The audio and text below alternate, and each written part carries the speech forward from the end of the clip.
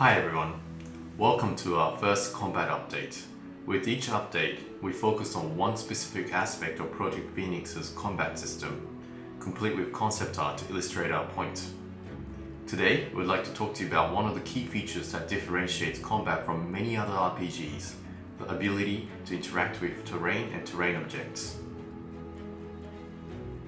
At the most basic level, certain character classes allow you to gain an advantage on certain kinds of terrain.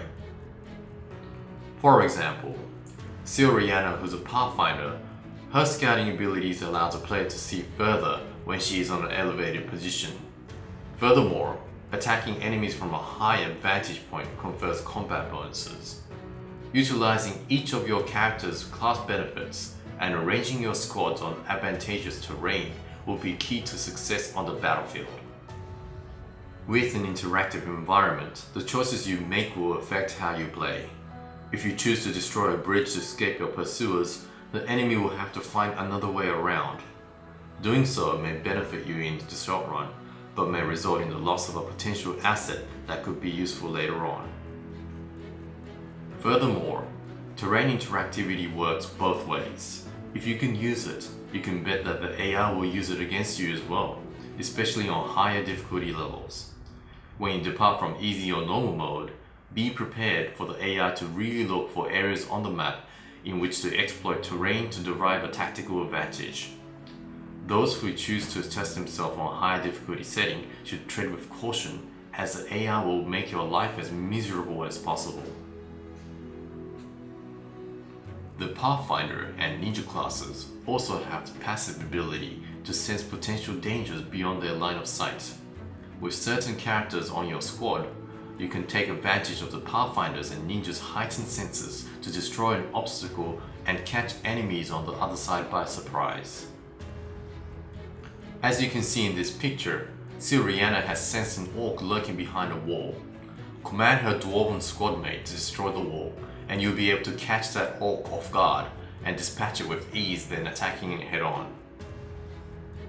As you are usually outnumbered, using choke points and any place you can set up an ambush will be vital to your team's success.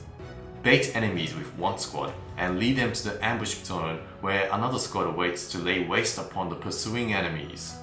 In addition to allowing your squad to attack simultaneously, they will receive a damage boost to aid them in the attack. This image shows an example of how squad combat can be utilized. Although characters will attack even if you're not controlling them, this strategy is not viable if you want to win.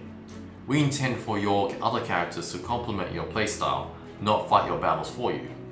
If you leave your squad unattended, you will return to find that your party has been wiped out. There are 3 squads in this image. Marcus has been placed in a squad by himself, and the squad has been set to aggressive. Marcus rushes forward and attacks the nearest group of enemies. Rihanna, Ruffles, and the dwarf has been placed in defensive mode, which assigns them to hold and defend that location. Rihanna assists Marcus with the use of long-range attacks. Being more heavily armored, the dwarf defends the flanks and rear from possible attacks.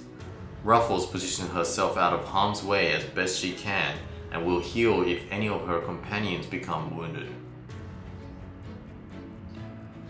A lone Pathfinder is placed in a stealth mode around the right side of the image to provide other squad with better sight, giving them an advantage on the battlefield. This also gives the Pathfinder the option to set up an ambush, since he remains undetected by enemy units. By using character class abilities and terrain features, you can turn the most difficult situations into a victory. Terrain interactivity isn't the only unique aspect of Project Phoenix's combat system, so stay tuned for our subsequent updates. Thanks for watching, and feel free to let us know your thoughts.